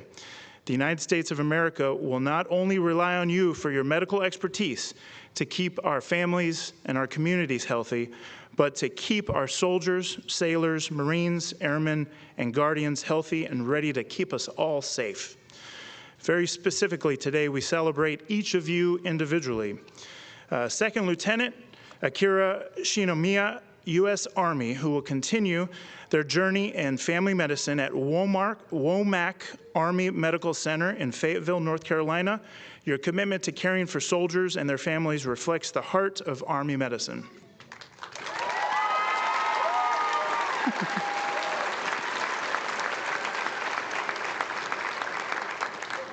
I should have said soon to be captain, soon to be captain. Lieutenant Junior Grade Wyatt Bollinger, U.S. Navy, is entering family medicine at Naval Hospital Camp Pendleton in the San Diego, California area. He steps into a legacy of Navy physicians who serve with adaptability, compassion, and strength.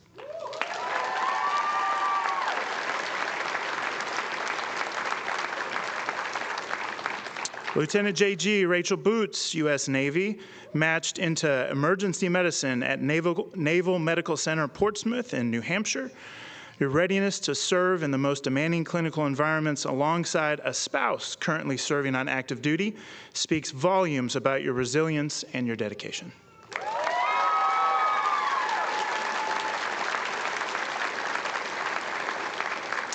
Lieutenant J.G. Nathan Osterman, the U.S. Navy, pursues family medicine at Naval Hospital Jacksonville in Florida. Your path reflects a commitment to whole person care for sailors, Marines, and their families.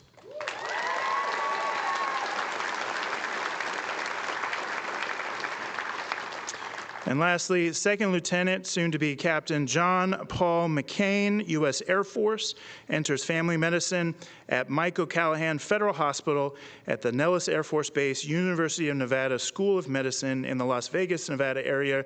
And he joins a proud tradition of Air Force physicians who lead with precision, compassion, and innovation.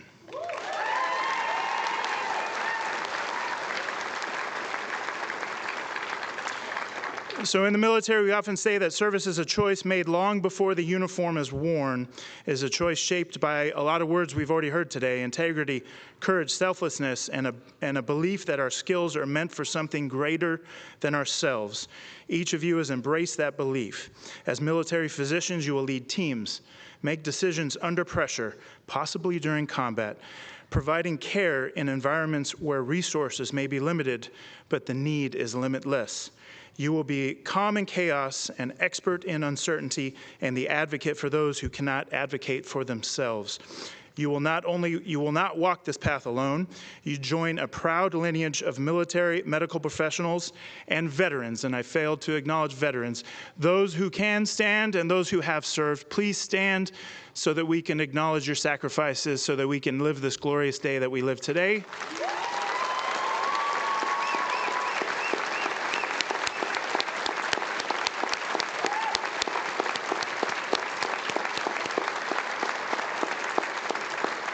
Your life of service allows us to live in this life of freedom and liberty that we take advantage of on a beautiful day here in Wichita, Kansas. From battlefield evacuation systems to trauma care to rehabilitation science, you will serve, and you are now part of that legacy that you will carry forward. To the families here today, again, I say thank you. Your support, your sacrifices, and your unwavering belief in these graduates here today have made this moment possible. The military may commission the officer, but the family sustains them. To the graduates, as you take your oath today and accept your new rank, remember that this is a moment is not simply ceremonial. It's a commitment, one that reflects your readiness to lead, serve, and uphold the highest standards of your profession. Wear this rank with humility, pride, and with the confidence that you are prepared for what lies ahead. Congratulations. Yeah, that deserves a clap. Congratulations.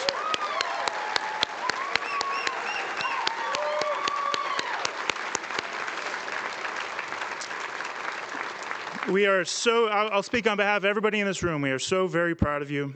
We are inspired by you indeed. We look forward to the impact you will make on our military, on our families, on our communities, and we appreciate your sacrifices as you are about to embark on defending this great nation.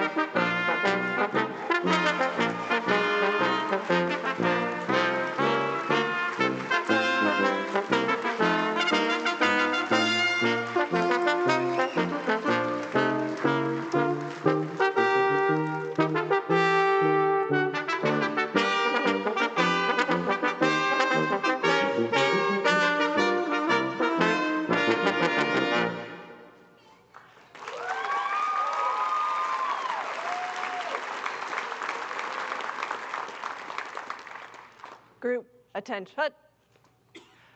Raise your right hand and repeat after me. I state your name. I, Rachel Boots, Having been appointed an officer in the United States, state your service.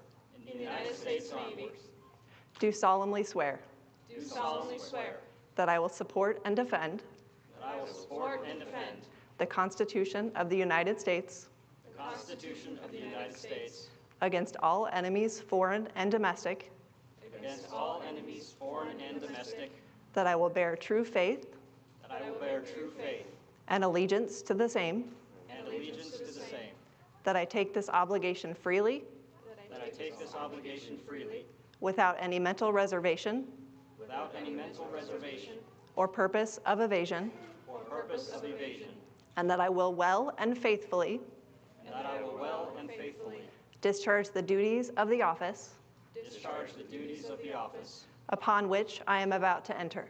upon which I am about to enter. So help me God. So help me God.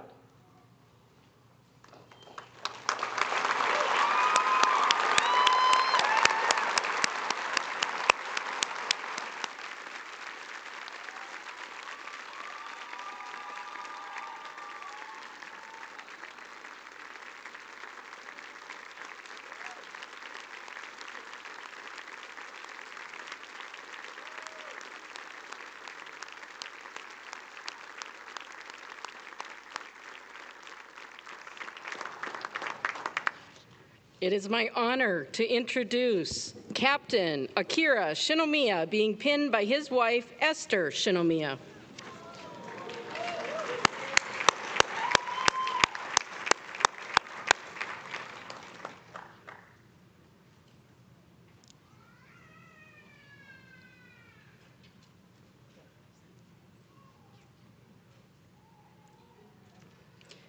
Lieutenant Wyatt Bollinger, being pinned by his parents, Kathleen and Michael Bollinger.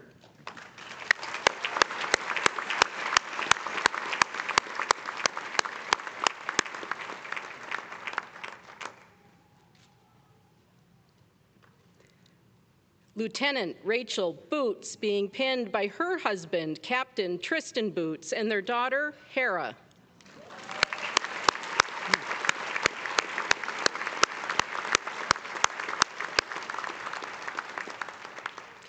Lieutenant Nathan Osterman, being pinned by his father, Dr. Russell Osterman.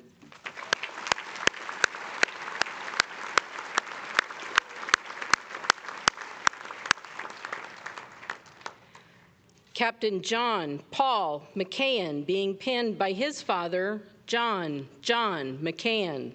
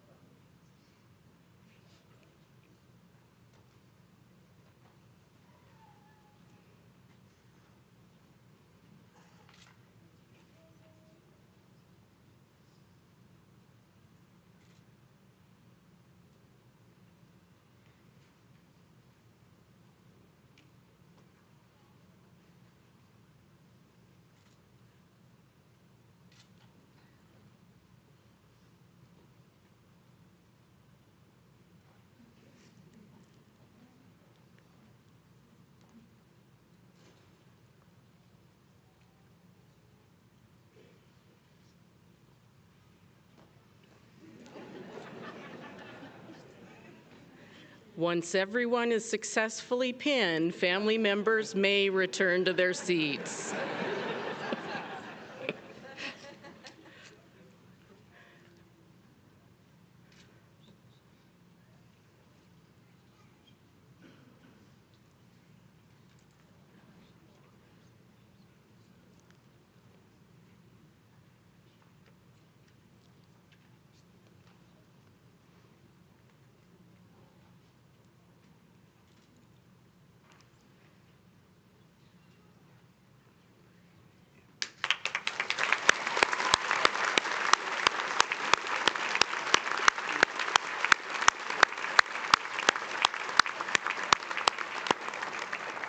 Family members, you may be seated.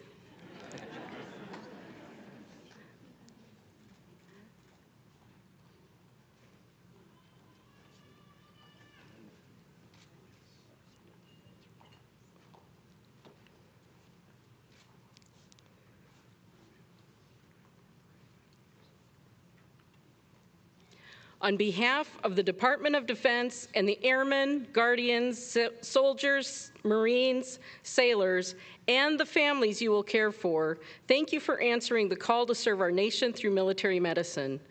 Congratulations on completion of medical school, and best of luck in your residency and your future career in military medicine.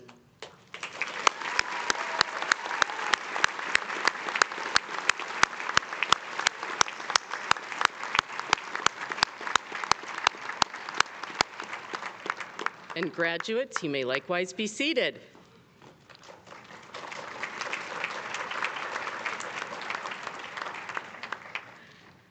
It is my pleasure to welcome our student speakers. They came to us from our state capital, Topeka, entering medical school as a married couple, and they will remain in Kansas for their residencies and beyond.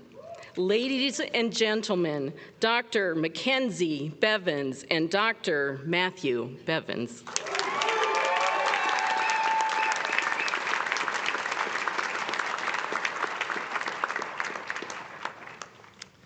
You know, in the year 1624, the English poet John Donne penned the famous words, "No man is an island entire of itself. Every man is a piece of the continent, a part of the main."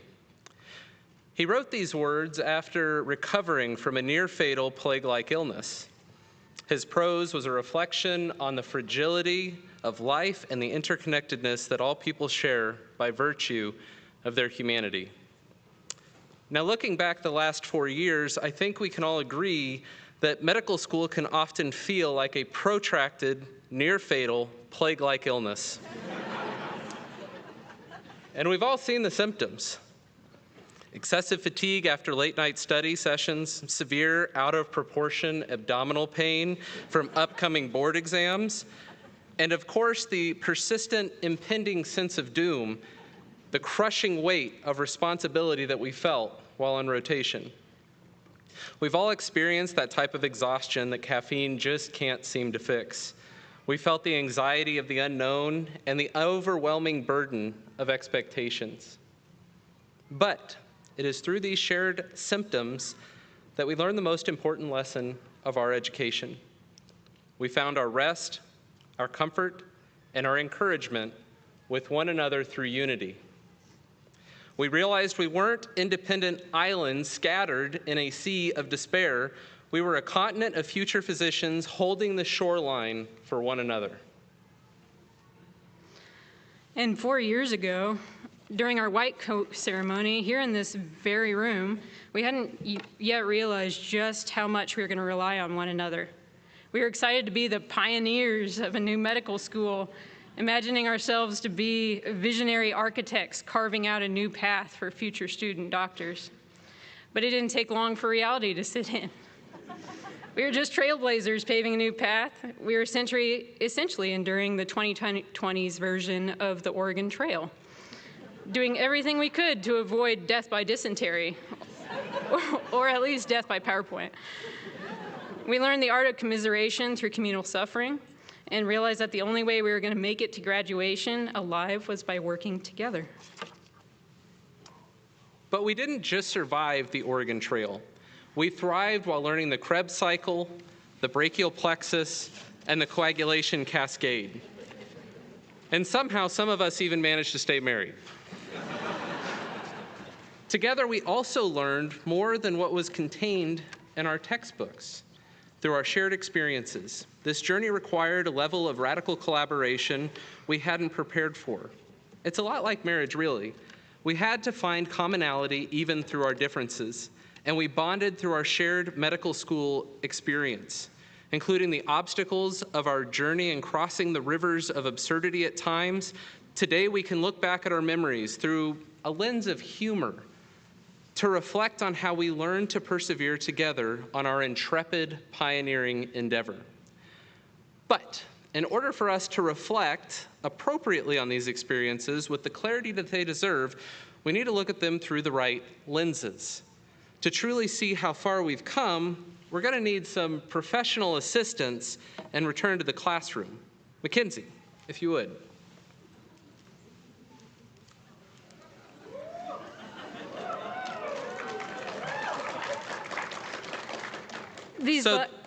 Sorry. So these glasses were introduced to us by Dr. Jeter during our neurology unit as she trained our brains with Jeter Gyms and Jeter Gyms. I think they at least make us look a little bit smarter. Speaking of smarter, you remember that time when the class failed that physicianship exam so badly that we all ended up passing? Of course I do. That was one of the many times that we learned not to panic and to stay calm, because surely they couldn't fail us all, right? I mean, by that point, we'd already practiced staying calm under pressure during Dr. Jha's lectures. His on-the-spot questions always singled someone out, putting them in the hot seat. Yeah, we all tried to melt into our chairs so he wouldn't see us, but it never worked. I remember that feeling of him unceremoniously asking a question I was obviously, painfully unprepared to answer. Even though he would try to isolate me from the rest of the class, I always knew if someone else had the answer, they'd throw me a life raft. Kind of like when we had to help each other stay awake for the AI and business lectures in pop health class. Yeah, but that's kind of the beauty of our class. No one was ever left alone as an island unto themselves. We were so good at sticking together, we wouldn't even abandon the professors. You remember Dr. Ketchum? One of my favorite things about him was his humor. I remember he would tell jokes, and when they failed to land, he would lean forward and he'd say, "That was a joke. Please laugh." Yeah, sometimes that was harder than deciphering his black and white histology photos on our exams. Yeah, but which was more difficult? Figuring out the histology pictures or trying to palpate the cranial rhythmic impulse on an OMM practical? I don't know if I can pick between the two, but regardless of how difficult things were, I knew I could always jump on the group chat after exams to find company in our collective suffering. Ah, yes, the group chat. It was our place to bond and share funny anecdotes about what was going on in the school. You remember in second year when our group chat was flooded with videos of the brand new front entrance overflowing with water? It was like a scene out of the Titanic. There was a literal waterfall pouring out of the elevators and cascading down the front stairs of the building. It was wild. There was so much uncertainty that night. Would the school reopen? Would our exams be postponed? Are we going to learn how to do medicine on a river raft? You know, in a lot of ways, that really was a good real-life metaphor for our medical training. When life goes downhill, or in our case, when the plumbing goes downstairs, you just have to go with the flow. This was a foreshadowing telling us just how important flexibility would be in our careers. Patients never seem to follow the textbook, and elevators don't always stay dry. We have learned a lot over the years navigating the uncharted waters of a new medical school. And it hasn't been easy. None of us would have made it this far without the support of one another, our friends, our family, faculty. Medical school is nothing like our undergraduate education before. I know for many of us, getting into medical school felt like the Hunger Games. For years, it was a solitary journey of cutthroat competition. We had to rise to the top academically, beat out thousands of other applicants, and claw our way into one of these scarce sacred spots. While that mindset may have worked in organic chemistry, we learned very quickly that the only way we were going to survive the long transcontinental journey through medical school was to support one another. That lesson will serve us well in our future practices. Because we've all heard that a team is only as strong as its weakest link. In medical school, we stopped trying to be the strongest, and we started trying to make sure that nobody was the weakest. Encouraging others in their moment of doubt was uplifting for the individual and strengthening for the integrity of the entire class. No one understood this better than Professor Kern. She taught us the value of encouragement and teamwork to provide the best outcome for our patients. She showed us the importance of putting the person first, or putting the patients first in patient care, because we don't treat lab values or vital signs. We don't even treat symptoms or x-rays. Above everything else, we treat the human being that is sitting right in front of us who has entrusted us with their very lives. In the coming years, we're going to face moments where we aren't sure what the best path forward is. People will look at us expecting the right answers, and some of those answers will literally determine life and death. In those moments when we are confronted with the terrifying fragility of life, it is our responsibility to use the skills we acquired here to work as a team with our nurses, our techs, other physicians, and everyone involved in patient care. Because being a physician is a lot like being the point bird in a flock of ducks. As we embark on the next steps of our journey to residency, we can learn a thing or two from ducks. That perfect V formation that they fly isn't just for aesthetics. As each bird flaps its wings, it creates uplift for the bird immediately following it. When the lead bird, the one taking the brunt of the wind resistance, gets tired, it rotates to the back of the formation, and another bird flies to the point position. They share the burden. They rely on the aerodynamic advantage of the group, and they all make it to their destination. In residency, there will be days when your wings feel heavy, There will be shifts where you feel like you're flying into a gale force wind and you don't have a single flap left in you. In those moments, look to the person next to you. They are your uplift. We aren't just a class, we are each other's aerodynamic advantage. We may be the ones determining the direction of the clinical team, but we will not survive the migration from illness to health if we do not foster unity. We've learned to build connections with our patients in the same way that we built them with each other, through humor in the dark times, through shared difficulty, and through the simple act of showing up. Because as we go out, remember that no one is an island entire of themselves. A fractured continent will quickly be swept into the sea by the storms of medicine, but a unified one will endure. As Mackenzie and I reflected on these 4 years, we realized that no matter where you go, whether it's in a major surgical center or it's in a rural area where there aren't other physicians that are readily by, you have a KansasCOM family. You have a flock that knows exactly what you've been through. We're incredibly proud to be your peers. We are proud of this class shaping the school's curriculum and paving a path for those who will come after us. We came in as strangers, and we leave as a single, unbreakable unit. So as we head off to our respective residencies, from the wild jungles of Los Angeles to the oppressive humidity of South Carolina, we are part of a continent. We are part of the Kansas College of Osteopathic Medicine 2026 graduating class. Congratulations, everyone. We did it.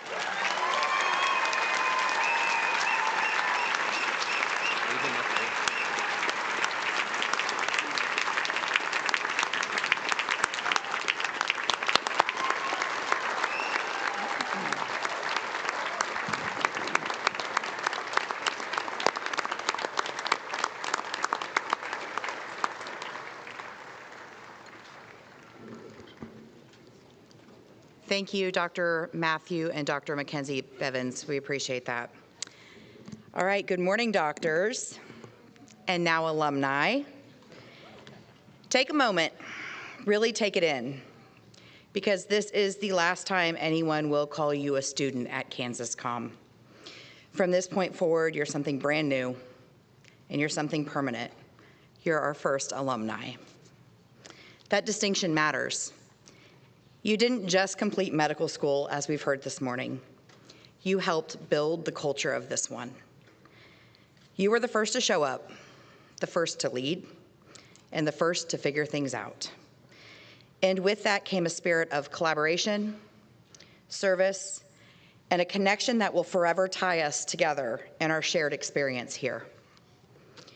Much of that spirit lived in Students Today, Alumni Tomorrow, affectionately known as STAT.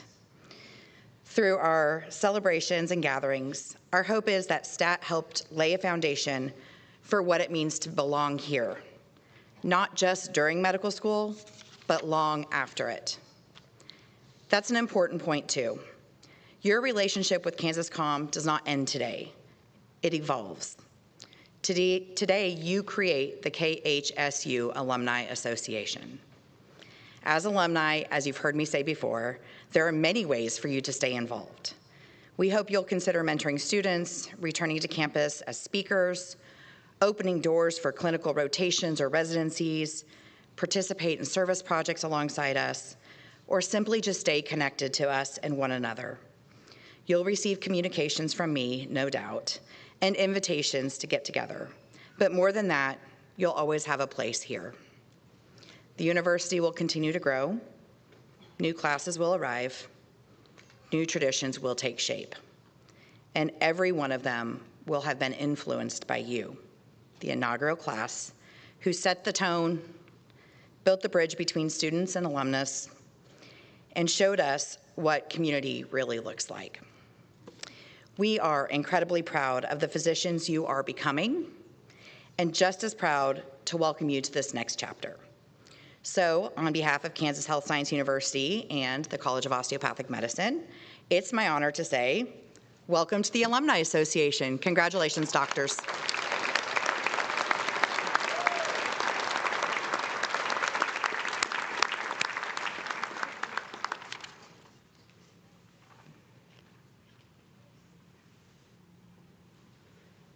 Class of 2026, we have encountered so many firsts.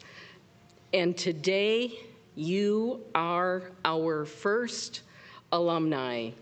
All please join me in saying congratulations to the Kansas College of Osteopathic Medicine, Class of 2026.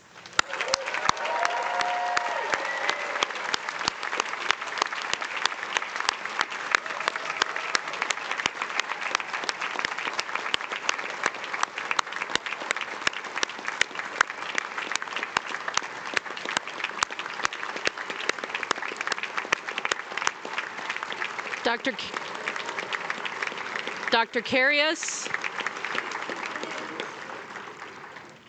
This concludes today's commencement ceremony. Out of respect for our graduates, please remain seated until the last graduate has processed out of the auditorium. Following the recession, please follow the posted signs and event staff directions to the reception area where you may meet and celebrate with your graduates. Thank you for joining us for this historic occasion.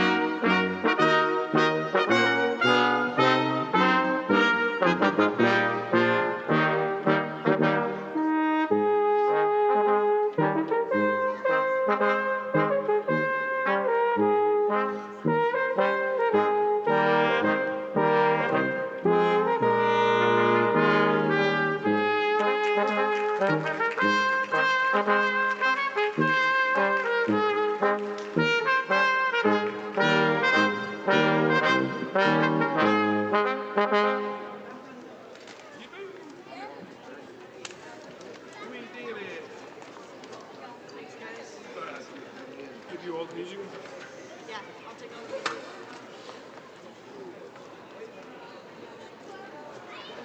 You're not wearing heels, huh? Struggle books. Good. Punt. Was that from Aida? It sure was. Okay. I grew up with that stuff growing up. Yeah.